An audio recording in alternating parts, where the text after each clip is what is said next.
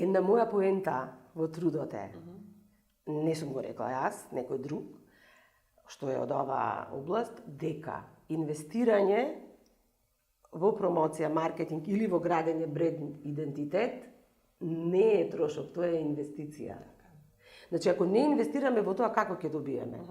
Мене, така интересни ми се тие размислувања, нели криза, ќе се навратам на прашањето, криза економска, криза финансиска, криза здравствена, криза енергетска, и ги сечат трошоците. Каде? Прво, маркетинг и пиар. Да. Тоа е најневажно. Најневажно. А не е така, да. Значи, ако инвестираш во тоа, тоа ќе ти се исплати.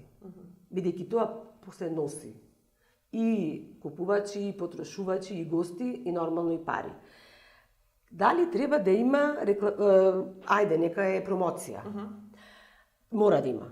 Значи, треба да има, како Macedonian Timeless што беше, нели? Да. Нешто во тој стил на светските гледани канали, не мора да е претерано, нека е на Travel, на Балкан Трип. Јас дури гледав некои репортажи за Охрид, многу симпатични на Балкан Трип, некој што ги снимал.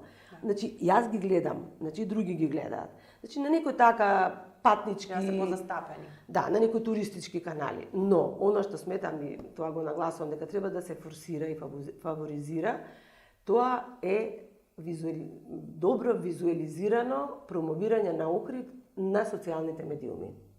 И на интернет платформи. Ние ставаме сами, нели, Reels, некој нешто, и сите го гледа, фотографија, видео, било што. Па замислете тоа да биде направено како што треба.